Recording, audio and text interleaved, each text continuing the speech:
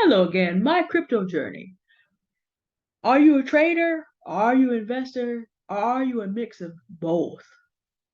Okay, let me break this down for you. As we said in the last video, as I said, actually, I said this to you in the last video, we discussed. In crypto, I am a investor on Hive, but I'm a long-term trader of everything else, swing trader. Well, let me back up a little bit because this is something you need to make your mind up before you spend any money in this space, and it will help you determine how much money you have to spend. If you believe in the promise of crypto in terms of what it will do for the financial situation of people in the world, by default on the macro level, you are an investor. If you're just here to get in and out and make some money, by default on the macro scale, you are a trader. Like traders go into every market, real estate, gold, stocks, bonds. There are people who trade and there are people who invest, and there is a difference. An investor truly has a commitment to how things move and how things turn out, where a trader is just there to make some money off of the deal. There's nothing wrong with being either one of those. You just have to kind of know where you are before you start. Now, there are some behaviors that look similar. I'm sure the people at Zilliqa, if they knew who I was, would think, okay, that's an investor. She's been here forever and a day in crypto terms. No, I just did not have the tax situation I wanted and did not realize that Zilliqa was going to top out where it did. So combination. I did not cash it out on that run, but now that I know what the toppiness is for that coin, eh, probably will go this time because I'm not an investor on Zilliqa. I do not have a belief in the project to the extent that I want to leave it around for a long period of time. That's not what I'm going to do. Now, I may stake it up again, which means again investor behavior for, till around about January 2024. I may stake it up again so that by the time we get out to 2025, if things top out around 2025, it's a year age. I may do that. I might. But I'm not so much. I believe in the project to the extent that I believe that they can do the smack that they're selling, and that they'll make it back to their all-time high. But no, I'm not there. Whereas I leave my money in Hive and let it do other things in there, and I'm invested in there not only in the token itself by leaving a great deal of it staked up, but also using my staked up amounts to do other things. So in the Hive space, I am an investor. I've invested a lot of sweat equity there. This is not to say that there will not come a time in a space where I will trade some Hive to put cash in my bank account, but I will probably not ever completely sell out there. Well, Hive is a community, meaning, and as we've seen in the United States of America, things can go wrong in a community. But the intent is to stay there and see what the end is going to be. And that's an investor's mindset. Now, again, I'm not a financial advisor. I'm not telling you what to do and how to do it. I'm just saying you need to make some decisions. Now, how deep can this go? There are people who there's all kind of different trading styles. There's short-term trading styles. I've done some of that. It just doesn't fit my temperament, so I don't do it often. It also doesn't fit my financial planning because I would like to have things aged a year and a day so as to avoid short-term capital gains taxes. I keep telling y'all about that, and this is why I'm doing this in 2023, not in 2024, not in 2025. By the time we hit 2024, this series will be over because either you go, as our ancestors used to say, do well, they didn't say it quite like this, but we'll give you the Sunday school edit. Do your business and get off the pot. But these will be available to you, of course.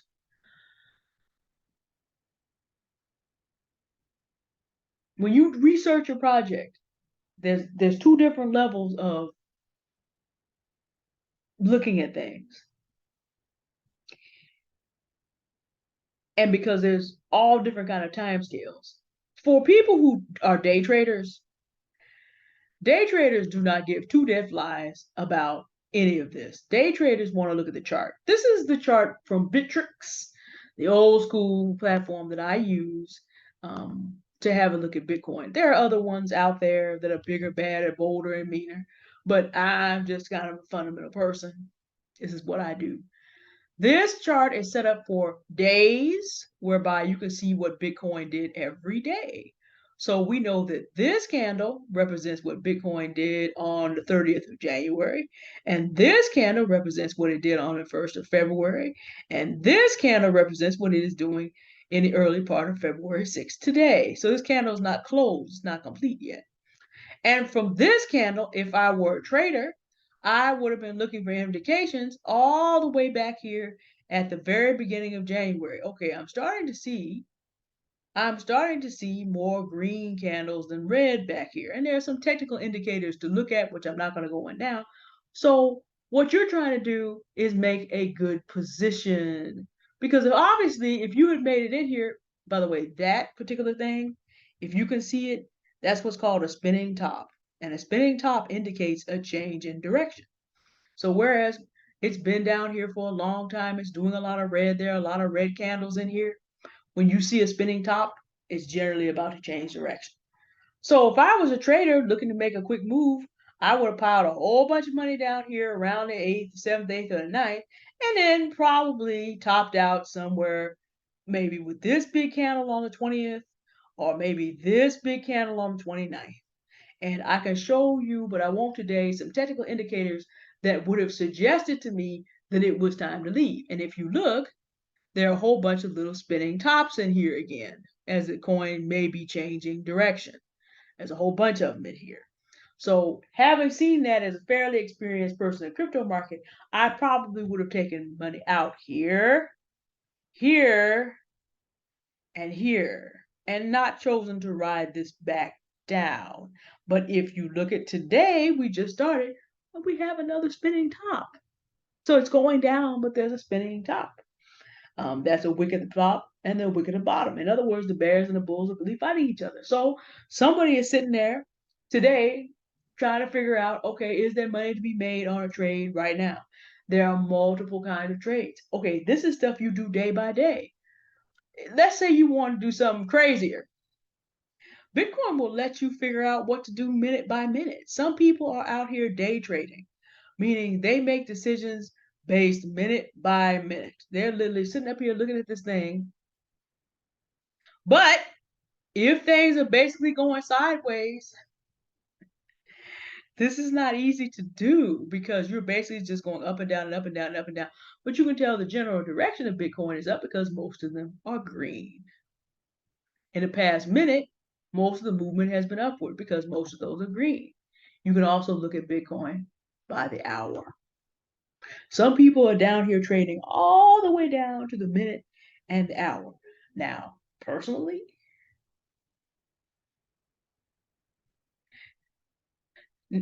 not me. Not me. There's like 24 hours a day, so you can look at what Bitcoin did every single hour, every single day if you wanted to do that. And if you remember what the chart looked like, these are the smaller intervals that showed you the bigger move that Bitcoin made. There are people trading Bitcoin by the hour. Now, let me show you something. So if you are doing things like this, a very important indicator for you to use is the relative strength index. To make this really, really simple, I put 2 up here and I only really wanted 1. That's right, the SMA 14 doesn't work down here, so I can't really demonstrate it. It's just not going to work down there. But the RSI will tell you, okay, it's reached a point where it's oversold, it's got to go back down. And okay, it's reached a point when it's undersold and it's got to come back up. You basically are just riding wave. Well, you can do that at any interval. Those of us who are more long-term swing traders, we like charts like this. We prefer to look at longer time scales.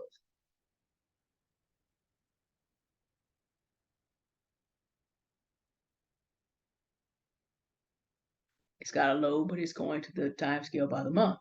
We prefer to look at longer term time scales to figure out, okay, which direction is the coin going right now. But that's a very long-term strategy. It depends on what you want to do. You can trade them at any level if they load. Okay, so we can see there's been a lot. Hold on, let me get up in here.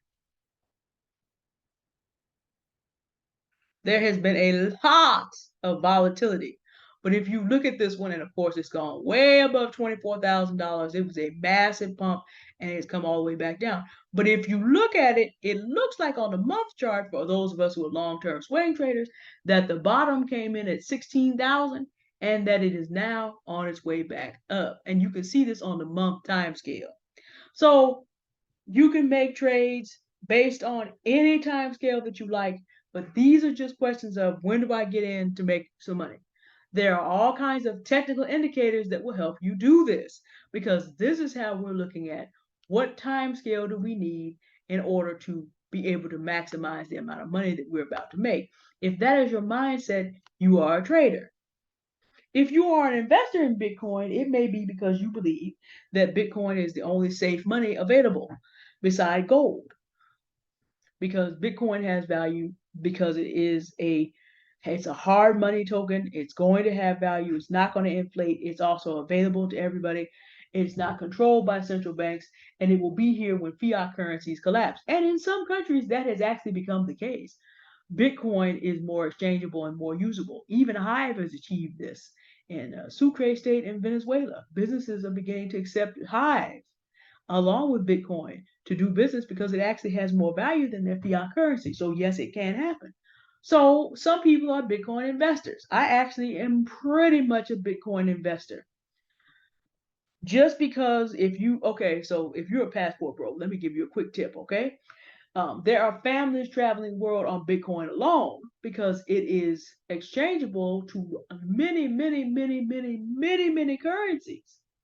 So instead of taking cash, you take your Bitcoin wallet, you move it to the exchange in the place you are, you sell what you need for the native currency, and you go along. No one's looking for your Bitcoin wallet. They may be looking for your regular wallet, but they will not be picking the pocket you have that in because they don't realize that that's where the money is. And for those of you who listen to Stephanie Perry, Adelia Borshade, and Rashida Dow, same thing. And if you are an investor in Bitcoin, you see the value, and people talk about you buy Bitcoin, but you do not sell it. I am a moderate believer in Bitcoin to that extent.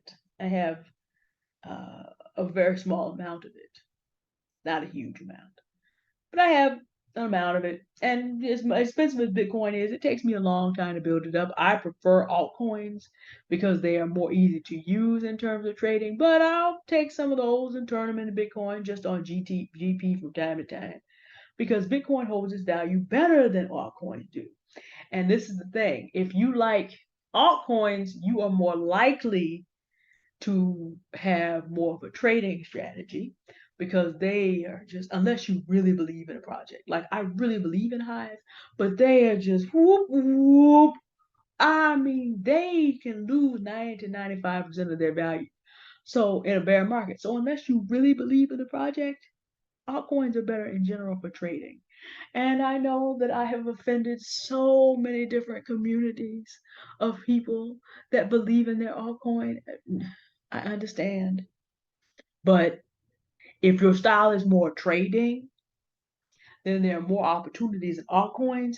But as sweet as the rise is, you got to watch your back because the fall is going to be about just as bad.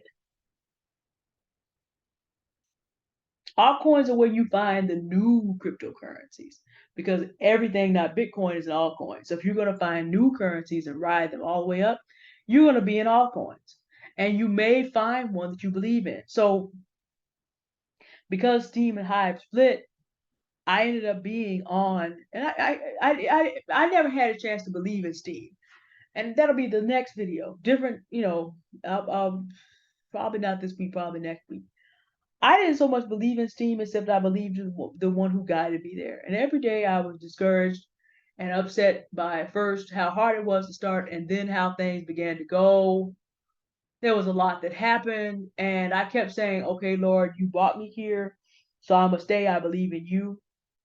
Never was able to really develop a deep belief in the coin. But I had a deep belief in God that this is where he wanted me to be. Then when I moved over to Hive, then I was able to kind of look at Hive and be like, okay, I can invest I can invest here. I can invest here. But I'm not involved with other tokens in the sense that I would ever do that. So with them, I long-term swing trade. I look at, okay, there's some new ones. I look at the problems that they're meant to solve. I look at if they're totally new, what is their team like and what are they doing right now? And try to find those little 2 cent plays, 3 cent plays, and invest some money in those. That's what I did in 2020. Spent a lot of time in 2020 building baby bags because that's all the money that I had. But looking at good plays, seeing what kind of community they had, what kind of problems they were going to solve. But I knew that I was not going to stay in them long enough because I'm not feeling them like that. I'm a trader in most things. So the kind of prep work I do is for someone who's going to get this, hold it to a particular time period in the market, and get out. And because I'm a long-term swing trader, I'm not trying to deal with the taxes that happen when you are constantly picking up and trading things. I'm never going to go to that Bitcoin chart in about an hour and or even on a day basis. I would not have been sitting around on January the 8th, sitting there going, okay, this is gonna turn around. I'm gonna go ahead and put $20,000 down here. Well, I don't have it, but we're using it. And then we're gonna let it ride up and then we're gonna take that out. Even if I had $20,000, I would never have done that because those short-term capital gains taxes, I'm not trying to do all that. I'm a long-term swing trader, meaning that I'm looking at larger trends. I'm looking at long-term development. Okay, so we rolled this from the bull to the bear because of our tax desires, but we're going to ride it up again. We're looking and seeing, okay, they're still developing. They're really doing some things. So with them developing and really doing some things, they probably will hit their all-time high and go even higher next time because there's going to be more utility. There are going to be more people using it. It's like I said about Hive, the more people are using it, the more utility it has, the more value it has because of its utility. So as I see that, I'll be like, okay, I'm willing to roll with you for a long time. And while I'm rolling with the coin for a long time, I might discover something that'll be like, you know what? I believe in this one now. I believe in what's being done and what's doing. Okay, I'm gonna move over to an investor. Yeah, I'm gonna have some things I still move on a long-term swing trade, but I may leave some money around here because I'm into what this project is doing. But that's the fundamental difference. If you are looking for things that you can get involved in, that work on problems that you want solved, then your research strategy needs to be that of an investor. You're looking for somebody to put capital in and leave it there for a long time, and leave it there so that it does the work that you want to see done, versus someone who's a trader who can have the same time scale for different reasons, but who is someone who is looking for, okay, I'm looking to make this much money. I see that Bitcoin is $22,000 today and it's 3 times up to the all-time high. So I'll put this money here right now. And when it hits Bitcoin, I'm at 69,000. Okay, I've already got my 3x that I wanted. And then I'm gonna stay X number. I'm gonna watch this chart here. I'm gonna go X further. And when I hit a 4x, I'm out. I don't really care what else is going on. That's a trader. And there's nothing wrong with either one, but you do need to know how are you entering the market because it determines what projects you invest in and it determines how much money you're willing to leave on the table and it informs the kind of investment you're doing. I have the mindset of an investor. So I don't even trade coins I wouldn't invest in. That's why I got out of some of them because I'm just like, you know what? I don't want to leave my money with you even with a good trade. No. I have the mindset of an investor. So even when I trade, I'm doing roughly the same things. But you don't have to do that. Like I said, coins like Dogecoin, Shiba Inu, they can make amazing trades. I could have made buku bucks on Dogecoin because the community was so exuberant and yet naive back in 2020. But the Spirit of God said, no, I did not bring you into this space to take candy from babies. I brought you into this space so that when you learn this, you can help somebody else, which is why I'm out here doing what I'm doing now, talking about my crypto journey. But if you don't have that call on your life and the Spirit is not messing with you, I don't want to say that's disrespectful to the Spirit of God. The Spirit is not changing your plans then you don't have to worry about any of that. You just do whatever it is that he is giving you to do. If you don't believe on him, okay, you just do the best you can. If you just want to go into some of these coins and make some money on pumps, then that's what you do. Both of those strategies are legitimate. You just have to know what you're in for. If you're just in for the money, you look at where the coin is. You look at where the coin can be. You look at the team. You look at what they're developing. You make a good decision on whether you think you can get to that. You get that. You get out. If you are more of an investor, you're looking at what the project can do over whatever time period you're looking to invest, and you put that money in there for that. And yeah, you may take some profit along the way. All investors do, but you're there because you believe in the project. And depending on what your style is, you will begin to pick projects appropriate to your style. And that's why it's important for you to know. I lost a lot of time being confused because there was no one to tell me. A lot of people I was listening to were very focused on short-term trades. Some of the channels I used to listen to were very focused on short-term trades. So I got reasonably good at being able to do that, but it also opposed who I generally am. Today, I listen more to people who are long-term swing traders and investors in the space because that fits me better. May not fit you. So you have to go and know what you're intending to do and then find the information that best suits you. Like I said, I am working on a playlist. I'll try to keep it balanced because depending on who you are, you may go either way and you might want to develop some facility in both. I did. So I'm working on a playlist. It's not in the description of this video because I'm not finished, but it will come out in the future. So today, what I want you to think about is, are you a trader or an investor, or do you have a little bit of both going on? And that will inform how you enter these markets. Next video, different series, probably next week. I did not know any of the stuff I'm telling you. I came in totally backwards, but it was the only way I could enter. Because here you are dealing in the world of cryptography and high mathematics, and you just a little artist person who works in the community. I asked the Lord, I need you to give me a way in crypto I can understand. And he took me to a little blockchain whose job was to bring social media and blogging to the blockchain, named Steem.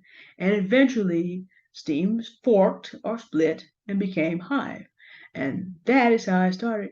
And I'll tell you that story next time on my crypto journey. Next time I get on there for us to discuss.